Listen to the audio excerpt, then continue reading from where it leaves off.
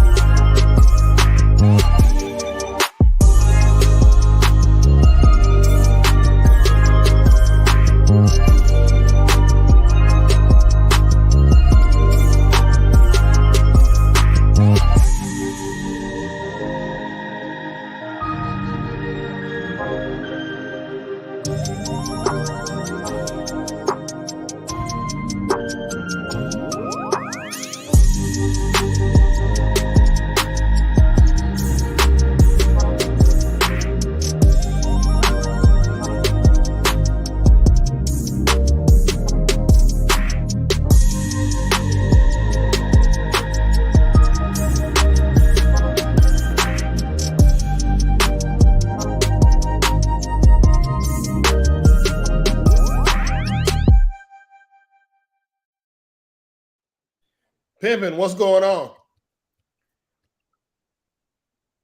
You lost the audio?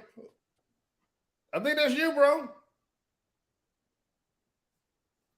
Are we that out of practice with this? This is Carrie, y'all. So anyway, I think this is Carrie. This ain't me. Yeah. See, this is Carrie. I'm good. So I'm gonna let you figure this out. Hey, man.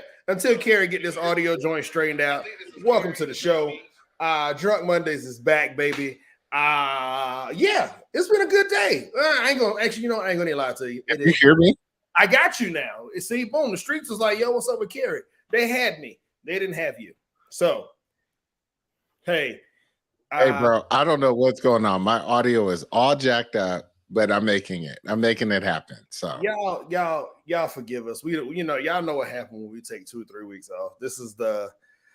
These are the things that happened. I think last week you lost power, so we couldn't have a show. I think the week before that, something happened for me. We couldn't have a show. We back here, man. Y'all just love us, and let's move on. It's the things about trying to make a great show. This is what happens when we try and make. See, now you're going again. Hey, so Justin is here. Justin, welcome, brother. We always appreciate the fact that you watch the show. Justin is a good friend of the show and a family friend. So Justin, we appreciate your love as always, brother. Until Carrie gets his audio situation squared away, it seemed like you mute yourself. I'm gonna just let you know this weekend. So I'm gonna go ahead and jump in here. I'll give my villain of the week at the end of the show, but I'm gonna give my hero of the week at the beginning of the show because my hero is my wife. For those who don't know, she was out of town all last week. Here's what I learned. I am not cut out to be a single father. So my wife went out of town for work. She was gone a week. Carrie, it seems like you're back. I'm back. One of her largest clients had their annual conference. And so, boom, we take the kids. We drop them off at school on Monday. It was Avery's first day of pre-K, little brother, big brother's first day of 5th grade. Boom, boom, boom. We do the drop off, and then all of a sudden we come back, and I got a call. She hops in an Uber. Boom, she's on a plane, gone for the week. Monday, came back Saturday. I am not built to be a single father. I know it. It's okay. My wife is back. Thank you, baby. If you're watching, you are the hero of the week for me. Your husband is not cut out to be a single father. I am glad Justin said Right. his hero is we gonna get there. So yes, wifey, you're watching. You are my hero of the week. Bruh. I give you props. I give you props. It's rough. It's real out here, right? When you got to take care of both kids at the same time. At the same damn time. Bruh, I feel bad for Danielle every time I have to leave town because I'm like, I don't know how you're going to do it. I see. Okay, can I ask a question? My wife, she watching. Do the kids act the same when I'm not here? Like if I go away for the day, do the kids act the same? Or see, I think just when it's dad, like is it like when it's mom, it's like normal, but then they got like a better temperament than we do. And then when mom leaving, it's just dad, it's like we about to turn this shit out. I feel see, I know for my kids, at least my kids are at the stage where they're like, I don't like you. Where is the mom at? Where's mom at? That I didn't ask for you, Dad. Like, why are you here? I went to go pick up Remy today from school, right? Normally Danielle picks up Remy, or she has been for the past week or so. I roll up to the school, walk inside the classroom, they're like, Remy, look, it's your dad. Remy gets down, she looks at me, and she goes like this. She literally pushed a wall. She pushed a wall. She's like, this fool. Why are you here? Hey, I was like, oh my God. Same story. So I went to get the kids after the first day when I got the kids. I think the next day, Grammy went and got the kids. And so we wake up Wednesday morning. The little one gonna look at me. We going to school. Can Grammy come and pick us up today? Doesn't it hurt? It hurts. It just hurts a little bit. Where you like, you don't want me? I'm not good enough? No, you're not. You're really not. See, I think for us, man, the problem is they know, like boom, carpool start at 2:05. So okay. They know Grammy gonna be in line at like 2. Now, Daddy, on the other hand, Daddy gonna get in line at about 2:15, right? 2:22, And so by the time they get out of the gym, out of the little carpool joint, it might be about 2:25, 2:30. Right. And then my oldest gonna get in the car talking about, we was almost the last people there. Why can't you get here earlier? Why don't you get a car? Oh, you don't? You can't drive? The school's in the neighborhood. Why don't you walk? Right. And I feel bad. I feel like I give the kids real dad energy, where it's like you all right, right, right. And Danielle gives them real mom energy, which is like, no, I want to make sure you're okay, right? And that usually when we're paired up together, it's a good balancing point because she goes really into the care direction. I go really into the self-sufficiency thing, right? And we balance each other's out. When we're not here, of course, they gravitate towards like, nah, but I like the person that's like, let me make you something from scratch.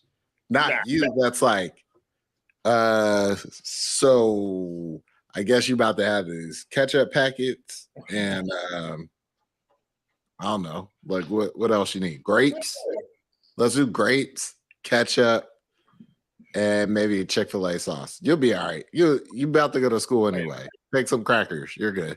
Man, these kids so trifling, man. Like literally, my dude. So Avery got the Candace gave Avery her old phone.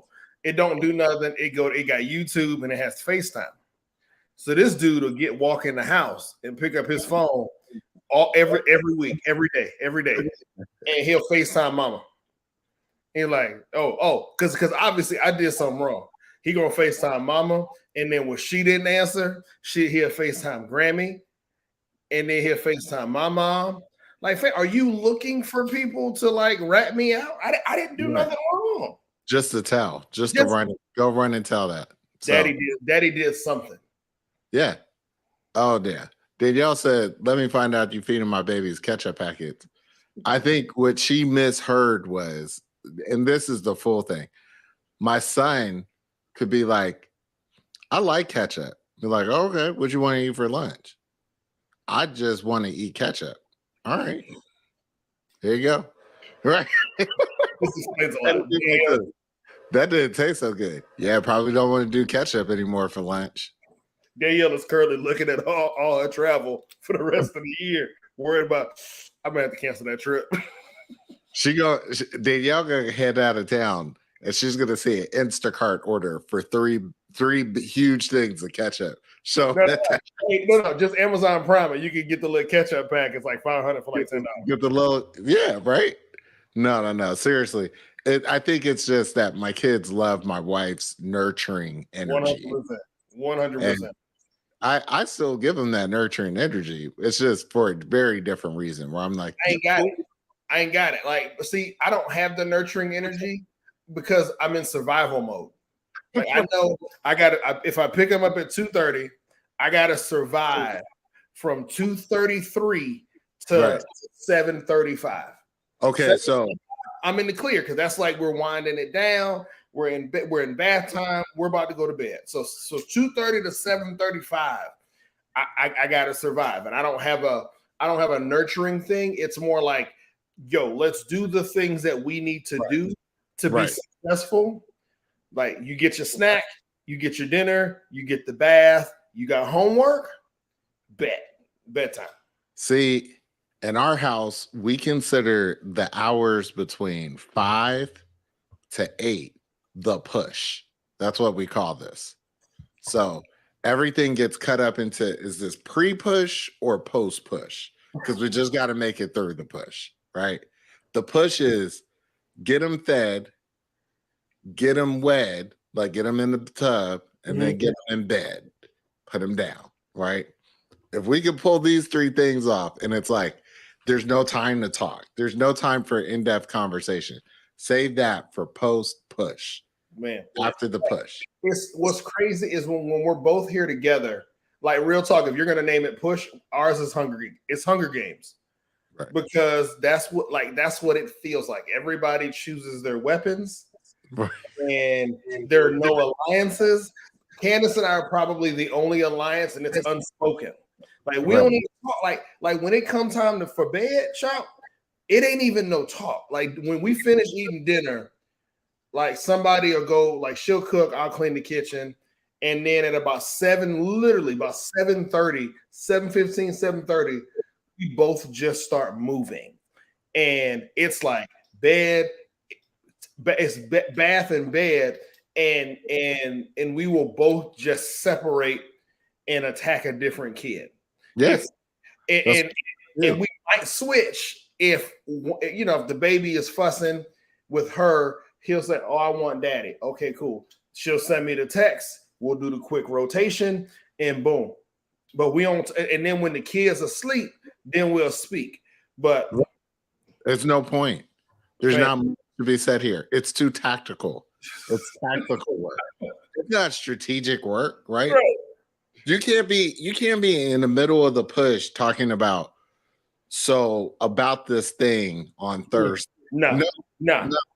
That conversation is for 10 o'clock or something, right? Yep.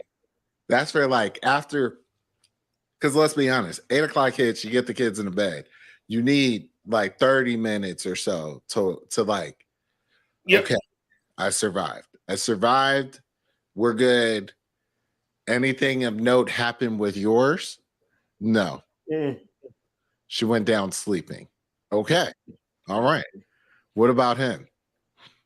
It was touch and go there for a little bit, but we got him in there.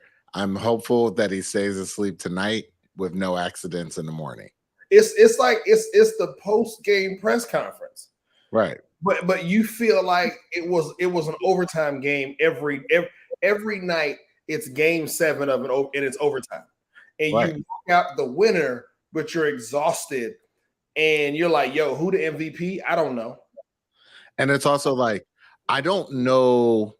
Like, if someone were to call me into a press conference, we'd be like, "So Carrie, we saw it was a little bit rough there, but you pulled it out in the end. What was your key to success?" We talk about prep every day, with coach came in, gave us a game plan. We aligned, we got on it. We said the prayers about it. Next time I probably wouldn't do green beans for dinner. It just took too long. It was touch and go, but thankfully we had mac and cheese ready to go on the side. And we were ready to do showers. We opted to do showers tonight instead of baths. We'll flip it. We'll see if it works again, but I'm thankful for the win. So for mine, I think my press conference would have to go something like, we on our team, we trained for the fourth quarter. we just outlasted the kids, right? Like it's about who wanted it more.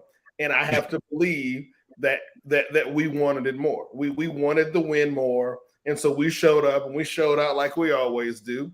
Again, was it touch and go? Did we miss some shots?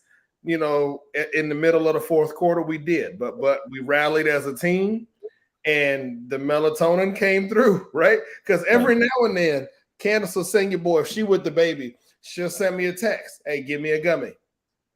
Hey. And I go and get her a gummy. I'll sit it down on the dresser, won't say a word, sneak in, sneak out, boom, boom, boom. Hey. We just wanted it more. We had more resources. The better coach team won. I definitely think I'm the person that's like, there is an intricate design to this dance. Do not mess with the dance, right? Like, there's specific activities that have to happen in a specific timing that cannot be disrupted, right? Because God forbid you get the kid pushed through tiredness. Do you know what I'm talking about? Oh, yeah. Kid encounters tiredness and they hit the wall through, right? That surge is deadly. I've learned. So now what happened is we'll be getting the kid, we'll be getting Coop, be like ready to get in the bed, and Remy might come by. And Remy's, Remy wants you to know she's here, right? So she's coming down the hallway and she's like, and Coop wants to yell back. And I'm like, no. Energy's going up. Shut it down. Cut it off. Shut the door. Get out. Everyone just stop. Hey. We got a design. We got a design. It's the drawdown. Yep. It's the drawdown to get you in the bed, right? See, for us, the ugly part comes if we push them towards delirium, right? Yeah. Like they're tired and like, okay, we're out, or we stayed at the pool too long. So by the time we get to the bed, they're delirious. And it's like, if we don't stay on schedule, right? If we don't stay on schedule, it's the routine. It's the routine. Like the house turns into World War III, and everybody's dropping bombs and throwing haymakers. They come back like with a vengeance. Everybody's out for blood, and nobody cares about the words that they say. It's just do whatever it takes to shut it down and apologize in the morning.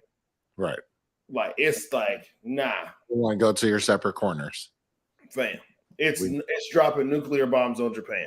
Like, that's when you push my kids to, and real quick, I know we're talking a lot, but parents that are watching with us today, man, obviously share your stories in the chat. We love to put them up for other people to see. It's funny how we all deal with similar things in similar ways. I always love to see y'all struggles too. The push is real. Every night, it's like we'll talk about it after the push, and Danielle will be like, "Yeah, this is a post push conversation. It's just too much. It's too much going on. We got to get through. That's it. The only way is through. The only way. This is the way, right? And then after they're asleep, tell me you don't do this. Have you been sitting around and you hear a noise and you go like this? Yeah, every time. And you go like this. Yeah. So like I was. Okay, that's outside. That's outside. They better shut the hell up. Fam. Yesterday, the kid gonna walk across the hall, look at me in my face, and then dart off running. He was asleep. He came out of his room looking for mama, looked at me in the face, ran off the other way toward Candace because he knew I had something to say. I was like, bruh, I've come into the kitchen. I've come up from the basement into the kitchen and watched Cooper run from the kitchen into the living room as if he's not running right in front of me. Right? This dude, he'll take off running like, oh, and I'll be like this. The hell? Where were you? Were you in that closet again? Put the snacks back. Put the snacks back, right? Leave it to my son. It's not even like he runs the opposite way. He runs right across my face, like, oh, I caught. I'll be like, son, I wish you could understand this a little bit better. This is how you're getting caught. You're running in front of my face. I ain't got it, man. Like, so I'm telling you, like, so if we got any single parents that's watching the show, bless you. Cause I ain't cut out for it, man. Like two kids, two boys, fam. I ain't got it, dog. Somebody's like, oh, y'all gonna try for a third? Hell no, I ain't trying for a third kid. No, the people that have 3 kids, I'm like, what is wrong? Why are you doing that to yourselves? Why? What happened? Nobody has the third one on purpose. I don't know. I think some people do. The people that really trip me out on purpose. I don't think you have the third one on purpose. I think the people that trip me out is like, we're gonna keep going until we get a gender. Ain't no way. I'm like, whoa. Ain't no way. My money ain't even set up that good. Are you sure about that? And they're like, yeah, we just really want a girl. No. So 6 boys in. You're still going for number 7. You just got to believe that the Lord don't want you to have no girl. It's you, not it's right. No, Keisha, boom, she there. Nobody has the third kid on purpose. Nobody does. The third kid is an accident, and then you have the 4th kid to balance it.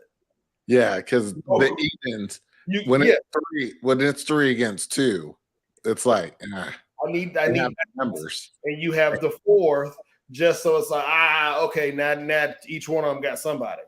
Well, I think as the 3rd kid on the 4th, you've empowered the 1st to be junior parent, right? Like they're junior parent. Where you're like, they're assistant deputy. They're assistant deputy at that point. You deputize them. They're like a shift lead, right? They're like they don't have enough power to make managerial decisions. But they're responsible enough to make sure work happens, right? And you could be like, whoa, they didn't clean up their room. I'm holding you accountable to that, man. See, I'm telling you, I think we might be on to something. See, Tal's like, yo, she had a friend named Boo Boo. Because he was a mistake. I'm the oldest of 4. I'm telling you, that 3rd kid is a mistake. And that 4th one is just balance. It's like, if I have 3, I got a middle child, and we all know what that middle child gonna be. So if we have a 4th, then we don't have no middle child no more. Hey. And it's flawed as parent logic because you thinking like you're not really thinking clearly because you ain't got no sleep and you tired of going to war every day. But and then you say something stupid like, well, I guess we had 3, we might as well have a 4th. No, we don't need a 4th. It doesn't make sense. I'm like, when people have 4 kids, I'm like, I don't even know, what do you drive? Like, a fourth what are one? you driving? You, What are you, you you driving? got to get the extended cab SUV, so you got to get the full size Yukon, or you go full minivan. Oh, You got to go full minivan. that doesn't make sense. You know what I mean? Like, it's just stop. You know what I mean? Stop with it. I'm telling you, it's rough out there. That time, the push, the rush in the morning, the rush to get out, the push is in the evening, the rush is in the morning, right? The rush is like, everybody wake up. We gotta go. Got to We go. got And Coop has evolved into the kid. His sleep deal is like way different than how I would have ever imagined this to be for Coop, right? Like, he's not a kid that sleeps with the cover like right here, like like normal. He's got the cover over his whole body, Yep. right? And he sleeps in like a pot, right? You wake him up and he goes like this. Ugh.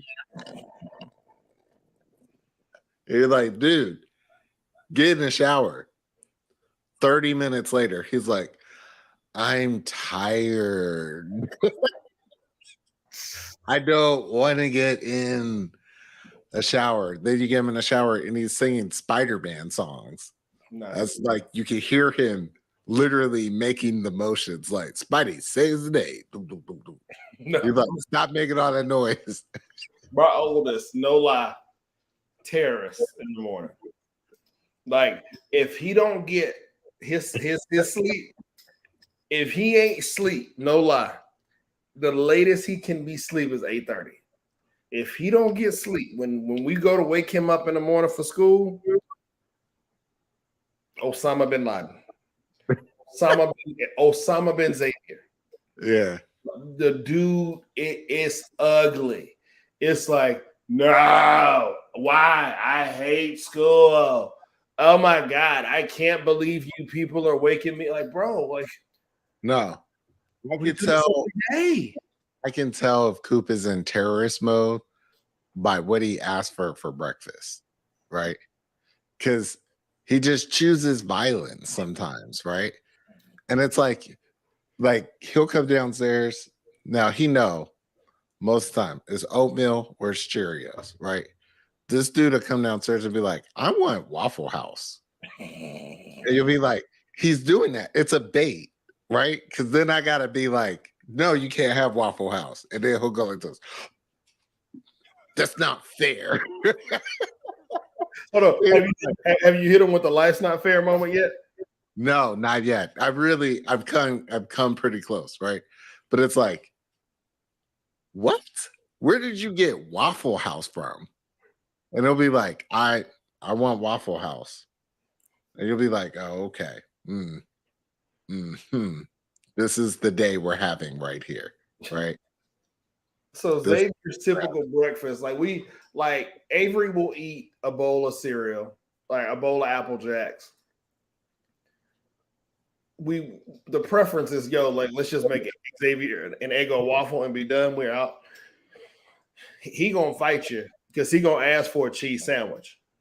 I'm like, hey, can you make me a grilled cheese sandwich? Like, bro, that's what you take for lunch. Well, can you just make me a grilled cheese sandwich for breakfast too? No, eat a waffle, son.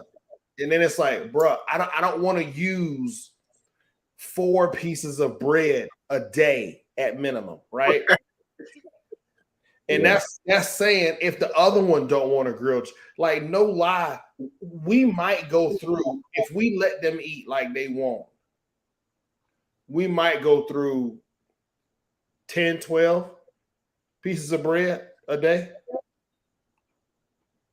And 6 slices of cheese, 6, 7, 8 slices of cheese. No. Bruh. It's like, where's it going? How's this? She said she bought 6 loaves of bread at a time. I believe it. No lies heard. It don't make no sense. Anyway, I'm sorry. I'm just telling you.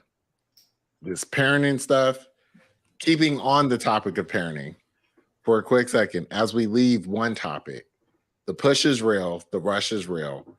My heart goes out to you. I will see y'all on the other side. Now, shifting over, we decided to have a birthday party this weekend. Big shout out to my little man. He turned 5. He turned a big. Jeff, it was pretty crazy. Jeff was there, but it was insane.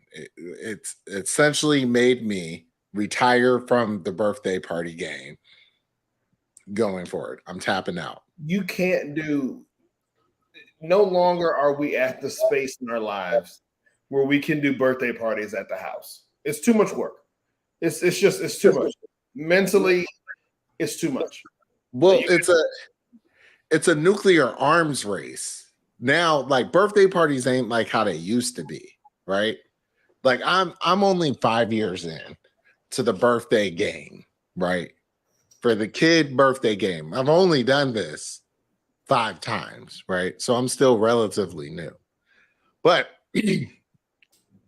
birthday parties when I was a kid, literally get some birthday hats, some cool plates, some red punch, In a birthday cake, and you just had fun. There wasn't like any structure to it. It just was like people coming by, we're hanging out, we're gonna watch a movie, probably Page Master or Home Alone or some fun kid like thing, right? And just keep it moving. Now you're keeping up with the social media stuff, and it's like these kids, it's like, oh, you got to have a video game truck, or you got to have a bubble guy come and just rap and do bubbles, right?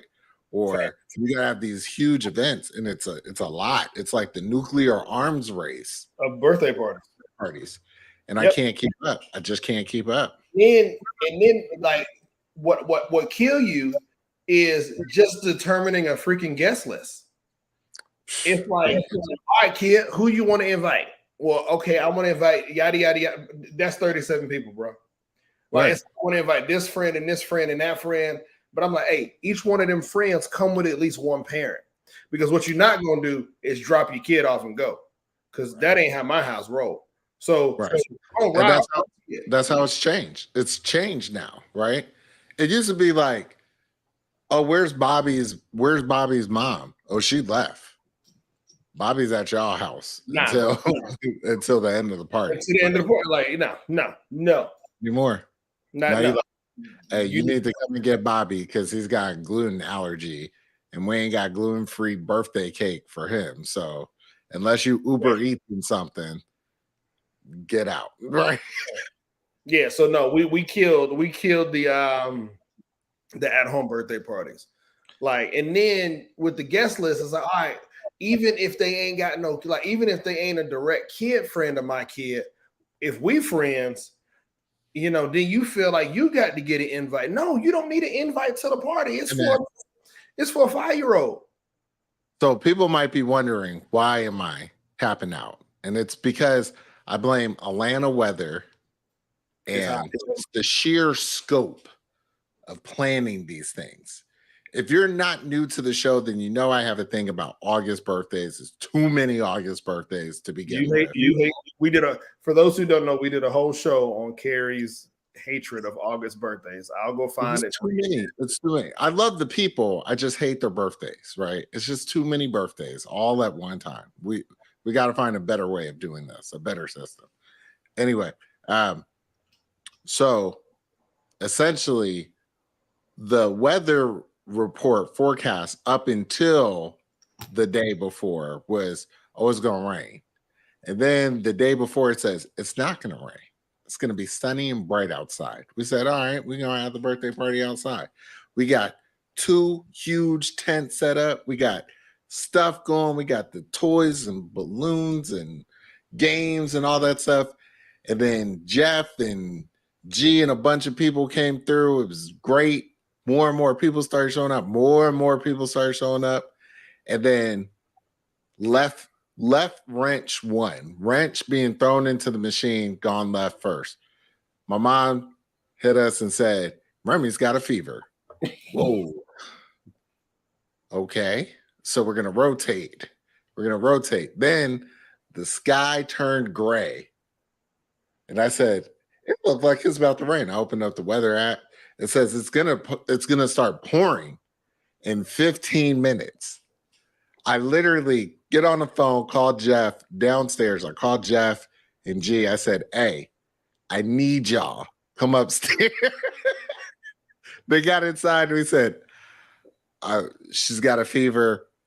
We got to come up with a game plan to move all these people inside. Thankfully, I have some of the best people in the group ever because everybody came together and said, let's get everybody inside this way. And we went to work as like a SWAT team, right? The only person that was a slight little off of the game plan, and it's okay because he's a junior member. We're gonna get him there. Was Zay? Did I tell you what Zay did? Zay gonna sit and watch his tablet. I'm closing up the pizzas. Zay said, "Oh, I'm about to get a slice of pizza real quick." I said, "We're putting it inside." He was like, "Or I could just get it right now." I said, "All right." Anyway, Jeff and everybody helped us shut it down. I think this was the quickest shutdown we ever did. People want to talk. They're like, oh, I'm so happy. Cooper's 35. Okay, can't talk right now. We're in like an extreme push. Everybody's got to get inside. Lightning hit one time. We said, everybody in. Get inside. Stop it. Stop chasing the ball. Stop having fun. Get inside. They had a dance party inside in the basement while we figured out how to move forward. It was crazy. It was crazy. It was absolutely crazy. But the fact that you didn't have your cleaning lady on deck for Monday, though, bruh, my wife would have had cleaning lady on deck. She'd have been there Monday morning, bright and early. The cleaning lady might have been there earlier than we was getting up to go home, to go take the kids to school. My wife and I had a cleaning lady show up on Monday. Bruh, it was crazy. Then the rain stopped, and then all the kids said, oh, it's not raining anymore. Back outside. They went back outside. I ain't never seen so many muddy kids in my life. It was nasty. Hawked up on sugar. Like literally, one kid had blue icing all around his face, right? And mud everywhere else. And we were like, yo. He was like, oh, I need to use the bathroom. Not walking through my house, you're not. I picked him up, brought him to the bathroom, was like, there, go. Let me know when you're done. Okay, you're done. Get him out, right? Let me tell you something. I had already made a decision. If my kids had gotten that dirty, they was gonna get hosed off outside, and they were just gonna ride home. Hey. I was just gonna take 2 or 3 of your towels, and they was gonna ride home wrapped up in towels. And I would have primed you a new set of towels. Like you would have a new set of towels delivered to your door on Sunday, because it wasn't no way I could let as dirty as them kids, as muddy as them kids were. And I mean, they like y'all can't imagine. I wish I took pictures. You would have thought they were playing mud wrestling. There was so much mud going on. Ain't no way. And that's why I was like, yep. I'm pretty much tapped out of the birthday energy now. And even to the point where Coop, I don't know if a lot of people understand this, but your boy Coop, probably about 30 minutes before the end, before everyone left, he was like, I'm not going back down there. And I said, what you gonna do?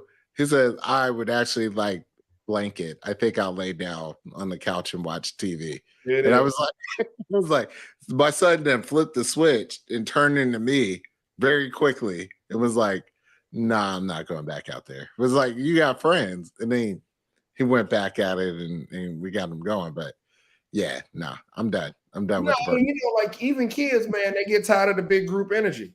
Because then when all the kids left and it was just him and Avery, it was, we ready to turn back up. And Avery wasn't really turning up too tough with all them other kids. But when it was just him and Coop, it was like they had fun. I think it was too much. I think it was just a little bit too much. Overstimulated. I think, did you see the kids with the big beach balls, with the buddy beach balls, throwing them on top of the tent? Yep. I was like, are they trying to roof a beach ball like on a canopy thing? How's that gonna work? But they were steady up, throwing this beach ball, boof, just trying to throw it up there over and over again. I was like, yeah, Y'all can go home. Y'all can go home. I'm done. I'm done. Hey, but I will say, in y'all's defense, it ain't even in y'all's defense.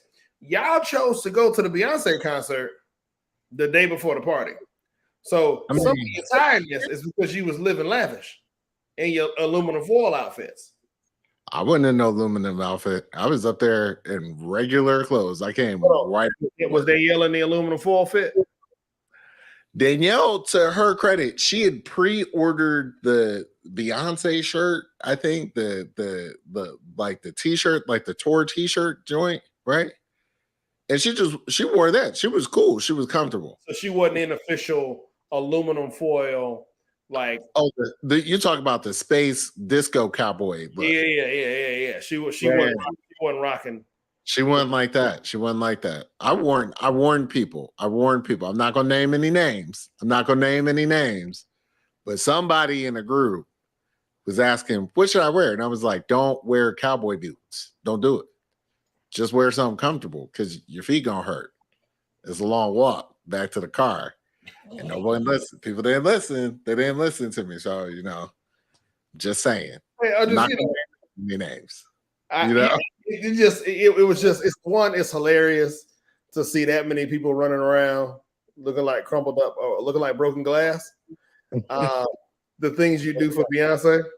But I couldn't be me, man. But hey, this is also y'all fault for going to see Beyonce the day before birthday party. Like you supposed to be in the house focused and like meditating in the corner. Like you got to be ready. No. I mean, ever since the story of why the priority is necessitated there is we missed Prince when he was in Atlanta. And I was like, oh, we'll just catch him next time. And then by the time he landed back in Minnesota, they were like, Prince is pretty sick. And then like 2 days later, he died. And I was like, there won't be a next time. So anytime somebody comes to Atlanta, that you like, you gonna go just in case they die on Tuesday? Hey, I am so disappointed. Danielle probably knows where I'm going with this, and I didn't even name a name. But we are both heartbroken that we did not go see Kendrick Lamar when he was here. To the point where we're like, One Music Fest, tickets looking pretty nice. He's still alive. He going somewhere? Huh? No, but he's still alive. You good? No. You never know. You just never know. And you got to go see the legends while they're here. Hey, did you go see Hootie and the Blowfish when they was in Atlanta? Not a legend. Not a legend to me. Not my legend. Just say, now you throwing stones. We went and saw Jill Scott when she was here. Legend, right? See Erica Bell, legend. I don't know the concert we went to. I'm all for a concert. One Music Fest is coming. It's got the bomb lineup. We're thinking about there's never going to be another Renaissance. Hey, you know what you can do? In a year, she'll drop another album, and then in 2 years, she'll do another concert. I don't think Beyonce is Andre 3000. I don't think she's just going to stop. We were just talking about this. That I think she is. I think she's pretty close. I mean, I haven't been to a Beyonce concert, but I felt like some of the energy of the tour was kind of like, let's celebrate and have a party, because I'm about to hang that up. That's my theory. Okay. Hey, you know what we meant? What we hadn't talked about, Tal. So Tal was at the birthday party. She's like, "Yo, y'all doing a show on Monday?" I said, "Yeah, as long as like Carrie and I's life don't get in the way, we'll do a show on Monday." Check what y'all talking about. Got to talk about Alabama. So we got about another 15 minutes of the show. Got to talk about the state of Alabama. Can that just be? I know you had a hero of the week. Can I just make it my superhero of the week? Is the fade in the water? Fade in the water, man. Fade in the water. Fade in the water, baby. Fade in the water. somebody gonna get slapped with a chair. So let me ask you a question. Was the chair your favorite part? No, my Okay, very your my favorite part. so many pieces. There's so many things. I think overall, this might be low hanging fruit for everyone else. So maybe this didn't sit on everyone. I love the commentary from the people Oh, recording. that was so great. Never felt journalism like that. I felt like I was watching Anderson Cooper on BET, right? Where it was like, what he gonna do? Oh, he gonna get y'all gonna gang up on him? Oh, go ahead, young boy. Go ahead, young boy. He running, he's swimming. He got on Tim's. He's swimming in some Tim's. He gonna beat their ass.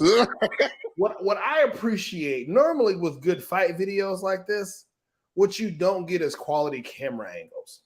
You get excited, you get people jumping, you My get God. camera moving. It just felt like people knew that this was a historic moment, and we It was need a moment in time. all the camera angles, and we need you. If you holding your phone, you're Yes. focused on holding Yes. it steady for the fight. And I've never seen where so many people are correctly holding their phone in the right position. Like, ain't nobody rotate, and you like, oh, well, wait a minute. What? Everybody had the right angle. It was like the last time I saw angles come together like that was Obama's inauguration. It was Right? It was like, this is truly historic. Here's it from different angles. Da, da, da, da. I've never seen so many very well. And it was like, how did you know? How did you know to keep the camera right there so that you could catch the guy jumping So out the boat? I think Right? what we saw was the collective community come together and say, Right. I'm going to capture my vantage point, and I'm going Right. to trust the cameraman next to me to The capture culture. theirs. Because now what we have is a 360-degree view of one of the greatest moments in our lifetime. Like, I didn't have this on my bingo card for 2023. This will forever be one of. But I watched every angle. I watched every commentary. I watched every meme. I watched every joke. This brought me so much joy. I literally didn't know I could laugh so hard. And this was before the memes. The fight was amazing. When them dudes skipped up, I knew off rip because I seen that before. right. When dudes come up skipping, No. So you talk about highlights, right? So I will say that the culture fully arrived. It was like you were watching Mercury in retrograde, but for Black people. Like, people talk about the Black solstice. Remember, we did a show on the Black solstice. we got superpowers. I ain't never seen so many people get superpowers quickly. Like, it spread, and it was like, at first when I saw the headline, I was like, "Oh God, I'm about to watch some traumatic and some George Floyd stuff. I'm about to get outraged." And then when I saw Buddy go like this with his hat, I was like, "Did he flip the hat? Like, he flipped the hat? He flipped the hat like he had an internal monologue going." It was at this time that I said to myself, "Fuck that job." But he knew. And it's like, you see, my man, at this point, before the hat flip, my man knew he was about to get jumped. He knew it. He knew it. He He square up. He squared them shoulders. And then when the dude walked up, and just the way it was like, it wasn't like a hat flip. It wasn't like a Chris Brown flip. It was like a launch. He launched because he knew. Right. He knew he was going to respond. He knew we was going to see that hat, and it was going to be like, my man needs me. Right. I'd have been buddy swimming across the lake, the little water park. Never saw anything like this happening. And then when the dude on the ferry was like, "Hold up, are they jumping him? Hey, Aquaman. And jumped in and dispelled all the misinformation that black people can't swim. That man swam in a whole riverboat uniform and some boots across a river in record time. He probably beat Michael Phelps. I don't know. Can I say that deep down, I hope he can't swim, but that he rose for the moment. Yes. I can't swim, I'm with you. But the culture needs me. The culture, the ancestors lifted him up and helped him get over there with speed. He swam faster than Aquaman. That's why they call him Aquaman. Aquaman. You know? Aquaman got out there. Twitter called him Michael B. Phelps. B. Phelps. Hey, I ain't never seen nobody. And then I thought for sure there was a point in time when he was swimming, and I said, "How's he gonna get up on that dock?" Like he pulled himself up. He pulled himself up, or the ancestors lifted him up, and he out of the water and was ready there. He took that boot off after he swam. Like, take that boot, that boot. It was too heavy. he kicked the boot off and immediately went into throwing hands. Right. Like it was quick. It was like I ain't seen nothing like that. Fam. And I mean, the whole thing was fuck around and find out. And they found out because I think my favorite part was watching the black woman throw that white woman in the water.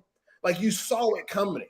And it was so much, it was literally like a fight about, it was, where's Waldo? And there was so many things to see and watch. But something about the culture told you where to focus, right? Something about the culture hit you and said, don't look there. Look here. And what you saw was somebody that was like this. And then when she started dragging, you're like, oh, is she gonna do it? Is she gonna do it? Is she gonna? She tossed their ass in that river. Oh, drag him in the river, just like the Juvenile song. Like, oh, he wants some. Like, and then, I mean, the chair shots, the shots heard around the world. When Buddy grabbed the chair, you know where my mind went? This is every little boy who ever watched this wrestling. Wrestling on Monday Night Raw looks at a folded chair. It says the same thing.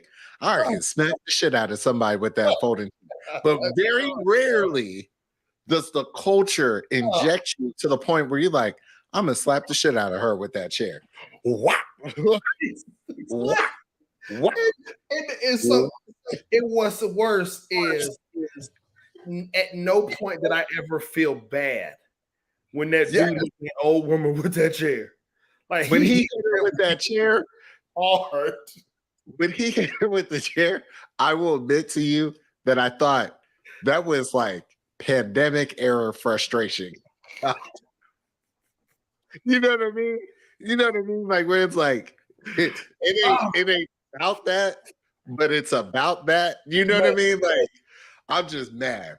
When he started going through the crowd and nobody stopped him, there is a point in time where he picks up that chair and three women right next to him look at him and he slaps somebody and they go like this. Makes sense to me. Right? Like, that or the cues or what I would say is the local group that with I'm gonna call him Montgomery Hulk, right? Did you see this dude that walked up? He walked up with the crew of guys without their shirts on. Yep. As the people are on the boat, and he literally reaches out to grab the boat as if he can pull the boat back. He could. He jumped on the boat and right. Here's my thing about that whole smack. You couldn't hear nothing clearly at all from that video. Right. But when he smacked the shit out that dude, You felt it. You heard that thing clear as day. It was wow. It was heard for hundreds of years, right? It's literally the slap heard around the world. Right. And I have not encountered one person yet that has been like, I feel so bad. It's about violence on both sides. No. All the white people in Montgomery. Have you seen the video of the white FedEx dude that's recapping the whole thing? Yep. He was like, y'all gonna act like this in Montgomery? Fam. Come on, bro. And then they quickly shut down that little convenience store that they owned in Selma. They don't come. And that's the problem, is the culture is bigger than the physical violence that occurred. They shut that corner, that convenience store. They found them before they even left that dock. Somebody was like, facial recognition. Bow, got him. Yeah. Shut all that down. Right. I think if I had to give you my third favorite moment, because it's black people being black people, it's the fact before the end of the day, we had merch. There was already shirts. Yeah. There was hats, buttons, t-shirts, the whole night. Before the end of the night, we had already started selling merch. And if that's not the most culturally relevant, like if that's not black people to a T, we gonna have merch. Like I probably got you some merch from the Beyonce concert. Right. The thing I want to know is who had the screen print ready to go? Somebody did. Who had a screen print for the folded chair? Some of the Alabama Brawl merch is kind of fire. I ain't gonna hold you. Did you see the picture, the one that has Malcolm X and Martin Luther King and Rosa Parks up in the sky looking down like, oh, I tell you this, that served notice. It's a bunch of people that walked around that next day super on eggshells. Like, what? Oh, you want to talk about the Montgomery thing? What you want to say about it? Choose your next words wisely, because you can fuck around and find out real quick. You know what I mean? There you go. I love it. Yeah, the hat flip with a model with drop shipping. What to say? The Alabama Slammer making ancestors proud. Montgomery Riverboat Brawl, proud member of Fuck Around.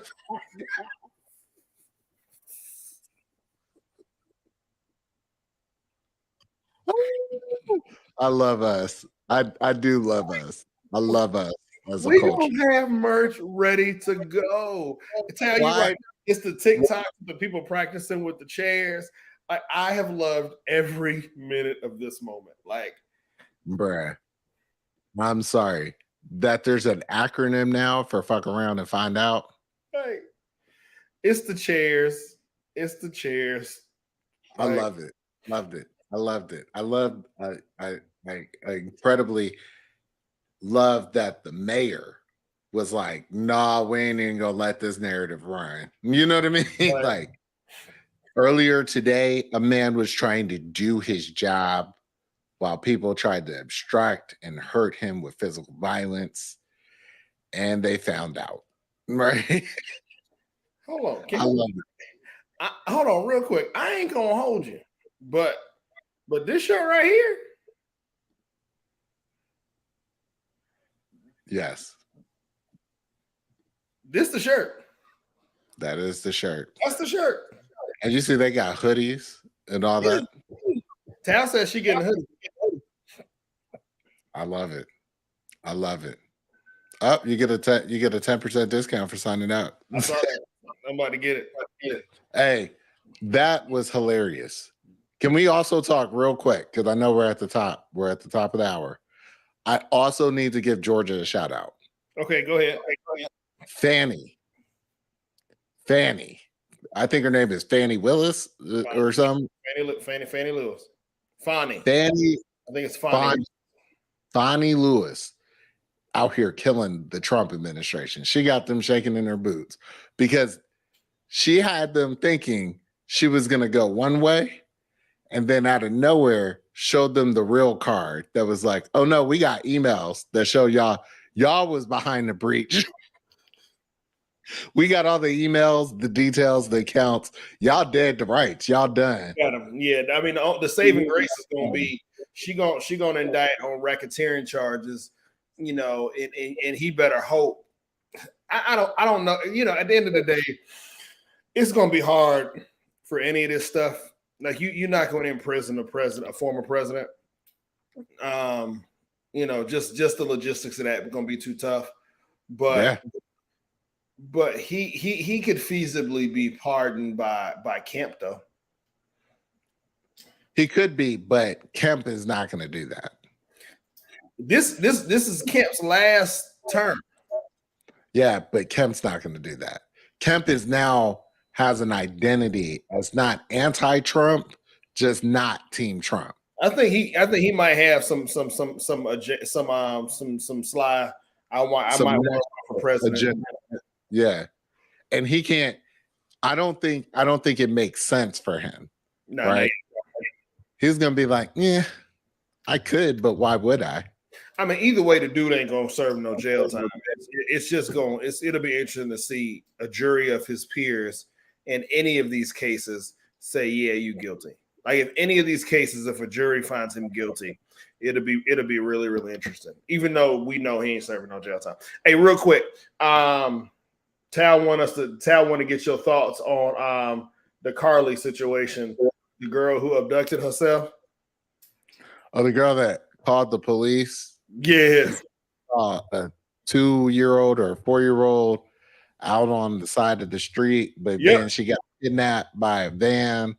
But then when the police came and looked for her, she also disappeared. And then she showed back up. And here's my clutch moment of this whole thing. Her boyfriend brought his raggedy ass on the news and said, she had just survived something so dramatic. She almost lost her life. We need space because it's so real, man. It's so crazy. Everything. We heard her being kidnapped on the phone. Liar. You lying. You lying. Fam, I think what killed me about the whole situation, two things killed me about the whole situation. When she went home, her parents were out there doing a news conference. What is it like on on one of the Sunday shows, prime time. Like they knew at this point when she was home, they knew and they still did the show. And I'm like, fam, you know your child, you want your parents out to dry. Like, and then, dad, mom was sitting there telling the story, and dad, you saw, remember that Action Jackson, and the girl, he had to be sitting there like, y'all lying. She tried to pull a Gone Girl. That's what happened, right? Fam, I want to know when she was in the hotel watching all of this coverage about her being missing. Like, what are you thinking? Right.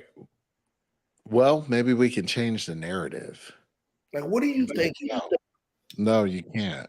And I think, one of the frustrating parts about it for me, when we look back at it all, is it's funny. I laugh about it, but there's gonna be another black woman that go missing, and it's gonna be for real, and we're not gonna believe her because we're gonna go back and we're gonna think about this situation here. And that's the heartbreaking part about this whole situation is as a community, we made jokes about culture before. Here, we got culture involved. They pushed it. We got everybody talking about it. And then, so it almost feels like, you used your political capital on somebody who didn't need it. Right. Right. And so how many times can we go to the well and use our capital for somebody who does need it next time, but it goes unheard? So I don't know. I hope that's not the case, right? I sincerely hope that as we can come together and raise the red flag when this happens again. And but I hope we don't look at the next situation or every other situation through a mistrustful eye because we were bitten by Carly. Right. No, I agree. I really hope this doesn't take away from the next time someone calls in about a child being abducted or themselves being abducted. Mm-hmm. But Carly's that's kind of trash for me. So yeah. And then what killed me, right, is it's always so hard for women in general to be believed as it relates to sexual assault, sexual harassment, rape, everything in the umbrella, right? And so, there's already a lot of skepticism when they report, period, right? Black women or women in general, right? Like there's always a lot of skepticism when women report solely unfairly. And does this make it worse? I don't, there's a part of me that wants to, hope and wish that it doesn't, and that we're able to look at situations individually and move accordingly. But there's also the other side of me that says that's wishful thinking. Yeah. So, yeah. It's sad. It's crazy. Yeah. Hey, so real quick. Who's you did your hero? The state of Georgia or Fulton County. Who's your villain? Villain. I ain't even really thought about a villain. I got you. No worries. Yeah, I don't even know. So Can't even do it. My villain got to be so Michael Orr. Y'all remember the movie Blind Side? Yes. So the real football player, went and played at Ole Miss, played in the league, and is now suing the family because he's saying that they tricked him into signing a conservatorship and then profited off of his likeness and profited off of his who he was. And so that family they got to be my villain, man. Doesn't look good. Made money off that. I sincerely hope my man is able to get his money back, but or at least get to come up. I got another one for you. Y'all watching the Johnny Manziel joint on Netflix? So it's well known that your boy from USC, the running back, had everything stripped from him. Heisman, championships, all that, for the legal stuff that was going down. Johnny Manziel in his Netflix is bragging about doing all that and then some more. Yep. And ain't nobody coming to take nothing away from him. Two standards. I mean, you knew that. Johnny Football versus Reggie Bush. So kind of messed up. So that's a villain. We got a lot accomplished, man. In an hour. We did it. I hope y'all are happy with the episode, man. We are back. We're gonna try to make sure we are as consistent as possible with the Monday joints. Sometimes life's. So we'll figure it out. We'll figure it out. We'll be back though. Yeah, man. Hey, man. Thank y'all for joining the show. Thank y'all for watching. My bad, Tasha. Tasha said she felt like she was left out. It was a great episode, Tasha. You got to go back and watch it. Yeah. Tune in next week. We'll be around. We'll be back. Hey, we are officially back, ladies and gentlemen. We're going to do this again. Thank y'all for watching. As always, I am Jeff. I'm Carrie. Peace out, y'all.